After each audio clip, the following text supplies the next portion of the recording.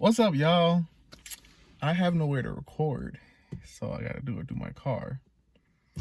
With the car lighting, but we're gonna make it work. So today's video, we'll be talking about 10 movies that I love, but Rotten Tomato hated. Now, with Rotten Tomatoes, when they review movies, they be wanting stuff to be like high class, pristine, sophisticated, all this shit. They don't like fun movies. And the fun movies that they consider fun be rated 100% and shit be boring as hell.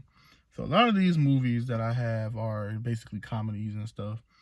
So I'm just gonna go through ranking 10 from being the one with the highest rated score to one being the lowest rated score.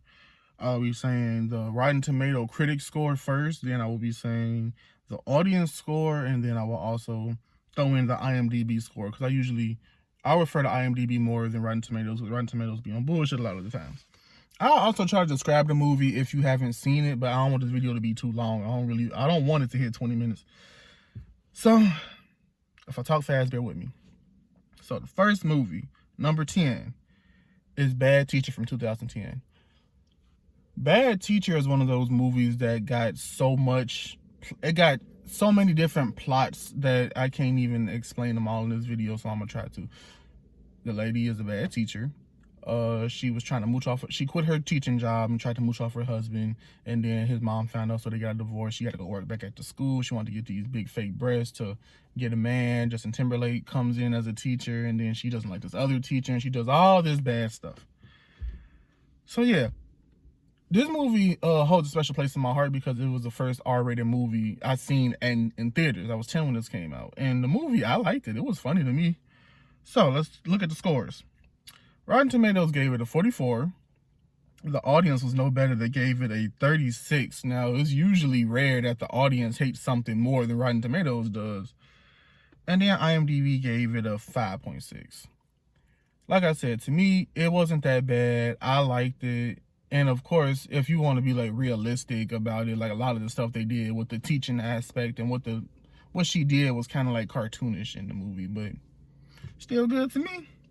Number 9 is Shrek the Third. Now, a lot of people hate this Shrek, and I understand why. It is bland compared to 1 and 2, but I didn't like the fourth one just because of the fact that the fourth one they didn't use the source material. They used aspects from 1 and 2 to make it better than the third, but in all honesty, third still made money than the fucking fourth one, with the fourth one got a higher score. But whatever. Shrek the Third was basically about Fiona's dad dying, and Shrek was going to get Fiona's cousin to be king of Far, Far Away, and then it was just concluding the Prince Charming thing. Prince Charming wanted to kill Shrek, basically. People didn't like it because it was bland. Because the first one had a lot of violence, the second one had a lot of singing, and it just a more comedy, and then this one was it was bland. I still liked it though. Rotten Tomatoes gave it a 44. The audience gave it a 52, and IMDb gave it a 6.1 out of 10. Yeah, I mean, like I said, I always go with the IMDb rating. Because like I said, I liked it. I can watch it. It's just, I don't like watching the fourth one just because they just fucked up Shrek completely. Like, the fourth one is a better, like, straight to DVD movie. Or like a dream movie. Not no damn conclusion to the damn series. With number 8, we have Lottery Ticket from 2010. So Lottery Ticket is probably, I guess the plot is cliche, but what happens in it was really funny. So it stars Bow Wow. So basically, he had a fortune cookie. He got the numbers off the fortune cookie and played the lottery because his grandma wanted him to play the lottery for her. He actually played the ticket for himself, so he actually won. He goes to the ticket place on the 4th of July weekend, and they said you can't cash it because we closed. So he was shitty and had to keep the ticket for 3 days. The whole neighborhood knew. There's one dude, he got out of jail, who had beef with him, was trying to get it from him and all that shit. Yada, yada. I liked it, but when it comes to black movies, Rotten Tomatoes can be kind of an asshole. So, Rotten Tomatoes gave it a 34. The audience gave it a 44, and IMDb gave it a 5 out of 10. I mean, with IMDb, I understand. It's just, hey, I liked it. It's a movie that I can just rewatch whenever it comes on, just based on, I don't know, it wasn't bad to me. I mean, like I said, it's a black movie, so the white critics aren't gonna really get it, because of course the black audience probably rates it better. But you know, it was just in between, because you know, numbers are more harsh than stars. When it comes to like them rating movies, they be like out of 4 stars, right? So this is 5. So this is just 2 stars. 2-star movies are decent, you know. I watch 2-star movies and I don't mean shit.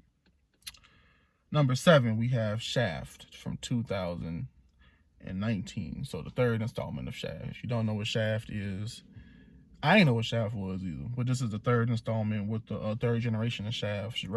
Shaft starred Richard Roundtree first, then it starred Samuel L. Jackson, then it starred this guy. I don't know his name. All I can say is he's from The Boys, if anyone watches that. Basically, what was Shaft? Is Shaft a hitman? I think he is. Shaft is a hitman, and he gets his son into it, but his son, he works for the CIA, and he recruits his dad's help to finding this bad guy and all this shit. I like it. It was just a new take on an old movie, because you know, a lot of new takes on movies don't do well. Like the Charlie's Angels movie, it didn't get reviewed well. My friend who really likes movies, he didn't like that shit. It's just sometimes when you take, that's redoing it. They were just still had the old characters and Shaft and just brought a new one along. I liked it, you know. This is one of the most mixed reviewed movies I have on this damn list, and this is the most mixed reviewed movie I've ever fucking witnessed. You know, Rotten Tomatoes gave it a 33, which is some bullshit. The audience gave it a 94, and IMDb gave it a 6.4, and I'm just so confused. I'm like, this is all over the place. But like I said, movie was good. If you want to check it out, go ahead and watch it. It's nice, full of action, full of funniness. You know, go ahead and watch it. I haven't watched the first one. I need to watch the first 2, but I know they're gonna be like more old timey and shit. With this one, 2019 is more current. That's why I liked it. Number 6 is Scooby-Doo from 2002. Now, this one I have a lot to say about this. So basically, I just have to explain what the hell Scooby-Doo about. Scooby-Doo been around for like over 60 years, 1,000 goddamn years. Scooby-Doo is just Scooby-Doo. Rotten Tomatoes gave it a 30. The audience gave it a 39, and IMDb gave it a 5.1 out of 10.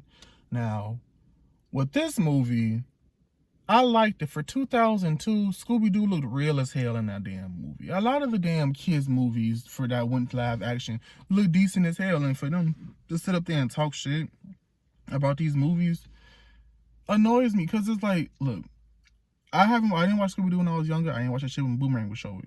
Scooby-Doo is boring. You know, don't every episode, you know, they split up. Daphne, Thelma, and Fred go one direction. Scooby and Shaggy go another direction. They looking for clues and shit. And then Scooby and Shaggy, they see the villain and run away screaming. That's how the movie was. That's all that it is. And I rep them that they was able to do this, try to do something creative with this movie for the 90 minutes they had. The Scooby-Doo cartoon is 22 minutes. And them damn the straight to DVD movies, the cartoons, they only an hour probably. So I rep them for actually attempting to make this movie interesting. Like, look, if this movie didn't have the innuendos, the sexual jokes, this and that, it wouldn't have been good. It would have been boring as fuck. And plus, this is for the kids who grew up with it anyway. So it still was a good kid movie. And like, hey, I like Scooby. The actor who played Shaggy and the actor who played Thelma, they all did good. Everybody did good in that movie, honestly. So these ratings are kind of fucked up. Now, do I think it deserved 2 stars? Yeah, the 5 out of 10, yeah. But Rotten Tomatoes is being mean to the shit. Number 5, The Change Up from 2011. Basically, The Change Up is just Freaky Friday, but with dudes. This is all that it is. I went to go see what Freaky Friday got. Freaky Friday, I think, got an 88 from Rotten Tomatoes. So I was trying to see, like, oh, that review bad? No, this just, I don't know, they ain't like it. This movie stars Jason Bateman and Ryan Reynolds, and I have to say, I love them. Okay. Oh. I have to say I love them both. They both are hilarious, and them together was just great. I loved it so damn much. I couldn't even handle it. Like, Jesus Christ. I've watched this movie at least 3 times because TBS used to show it all the time, and I ain't watch it, and I regret not watching it then because this movie is great. Rotten Tomatoes gave it a 25. The audience gave it a 47, and IMDb gave it a 6.3. The 6.3 is more realistic than the other two. Like 25 is just ridiculously rude. The 47, yeah, still in the middle. And then the 6, that's almost like 2.5 stars. Like, the movie was good. It was funny, nice. You know, it's a concept car. It's a movie where they switch bodies. It's not gonna be as realistic as you want it to be. Rotten Tomatoes. Like, it's not gonna be sophisticated. It's literally like a cartoonish ass movie. So them actually rating that shit like that is kind of bogus. Number 4, The Boss with Melissa McCarthy from 2016. This movie is one of those movies that got a lot of plots too. So Melissa McCarthy, she was this famous person, used to treat her intern like shit. Melissa got sent to jail, came out of jail, went to her intern begging her to like take her in and shit. And then they decided to I think the intern made some cookies, some brownies, I think. And they ate them. Well, Melissa ate them and liked them and had a business idea, yada yada. Peter Dinklage was in there. She was her ex. And it went to them trying to kill them. It's one of those movies that's all over the place. But I loved it. When I first watched it, I'm just like, this is a good ass movie. It's really fun. I love Melissa McCarthy. Melissa McCarthy is funny as hell. She is great.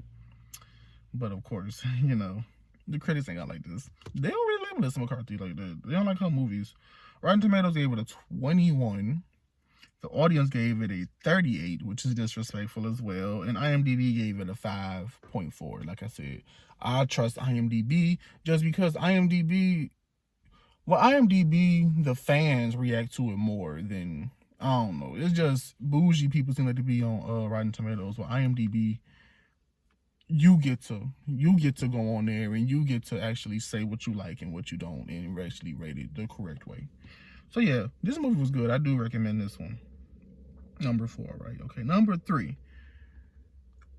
Superhero movie from 2008. Now, when it comes to parody movies, they don't get a lot of respect.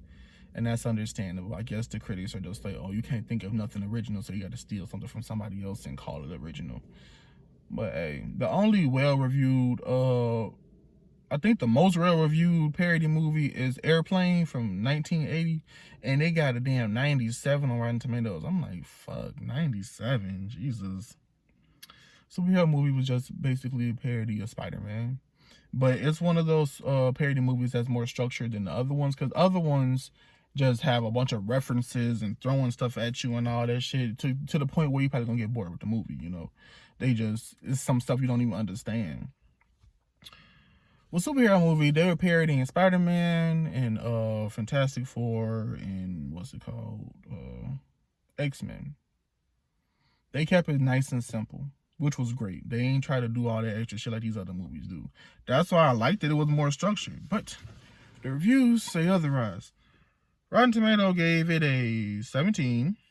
The audience gave it a 32, and IMDb gave it a 4.5 out of 10.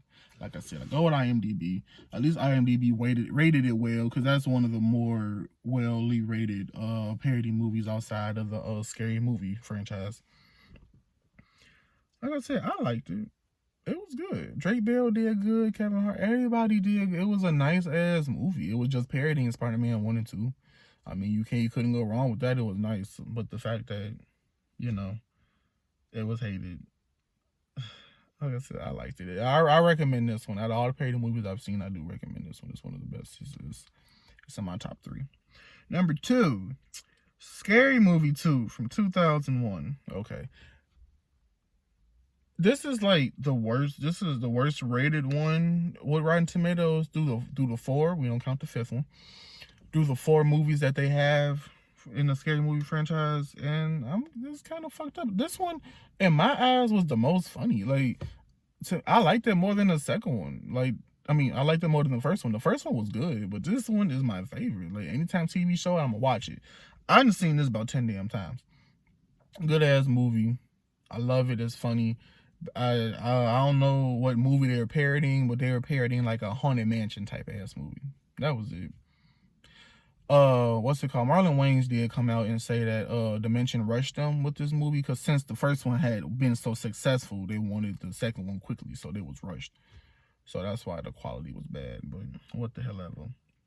Rotten Tomatoes gave this a 15. That's really, really rude because most of them. Okay, so the first one, what the first one get? Like a 50 some shit. The second one just got a 15, and the third and the fourth one got 35. So this one getting the 15 is kind of bogus.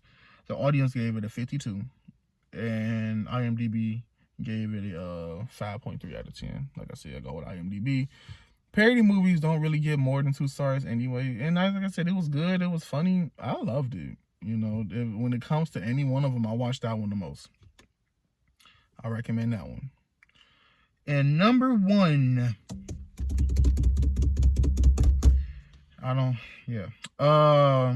number 1, we have The Cat in the Hat. Now, I don't know what you expected me to put, but The Cat in the Hat, I fucking love that movie. My gym teacher showed it to us in 2nd grade, so I was like 7, and like when he was like, dirty hoe, I'm just like, we supposed to be fucking watching this? Funny ass movie, great ass movie, and like this is one of the movies where it's just like, I don't know if I can't see that it's bad, I don't know if I'm holding on to it because it's from my childhood, but I don't know. This movie was just, I loved it. And like I said, like with Scooby-Doo, if you use the source material, if you use all of it, it's gonna be boring. You know, has it been a damn full-length damn fucking Cat in the Hat movie? Has it been a movie for an hour and a half with the Cat in the Hat? I'm pretty sure it's not. It's that TV show I know PBS had, and this is from a freaking book. I don't know if they even had shows before this damn movie was made. Scooby-Doo actually had damn episodes that you could show. So let's talk about these very horrible ass ratings. Rotten Tomatoes gave this a 9%. Audience gave it a 50. And IMDb gave it a 4 out of 10. So now I'm going with the Rotten Tomato audience because a 50 is more decent.